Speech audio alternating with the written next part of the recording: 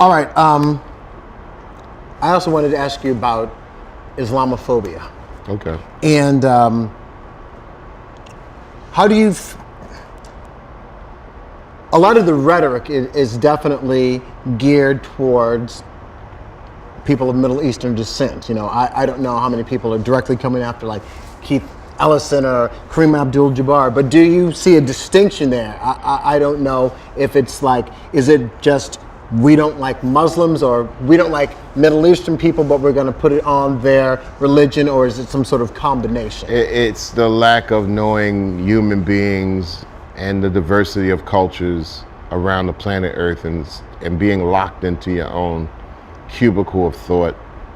I mean, it's as ignorant as saying that, you know what, there's a bias coming from the Midwest about the Middle East.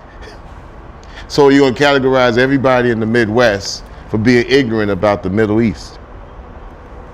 So the language has to be more sophisticated, knowing that there's one race, there's human beings.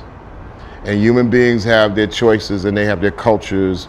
But if the United States of America does not have this in their school systems to teach you about the world and other cultures and other choices, Absolutely.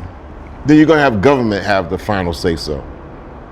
And government can't have the final say-so when it comes down to choice of religion and culture.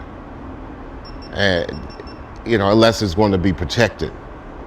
And when people pass judgment, it's usually based on what they don't know and fear of what they don't know. Very profound, very profound. Well, Chuck, I think we're going to wrap this up here, but what is in the future for Public Enemy and Mr. Chuck? Oh, just to provide my only goal is to be a service for artists, and especially hip hop and rap artists or artists, independent artists, to provide curation, talk about playing and projecting their music, and also just being able to provide services for many artists that want to do this thing.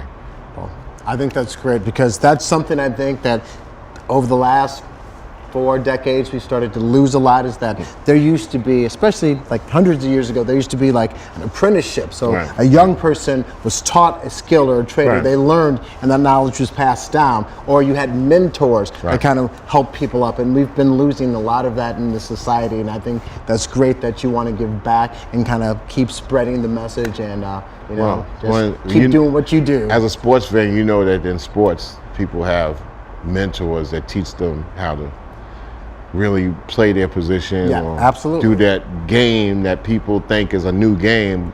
The games have been 75 to 50 to 100 years old with the same uniforms and logos practically. We could do the same thing in music. Music has a longer tenure, so we could understand how we got to take care of that with mentors and apprenticeships and good blueprints, and also faith in perpetuity. Well, I'm glad you're going to be a part of that. Most of my heroes don't appear on no stamp, and I'm sitting next to one of them right now. Chuck, it's been a pleasure, man. Thank you. Thank you, DJ Lance. I'm DJ Lance Rock, and we will talk to you soon. Bye.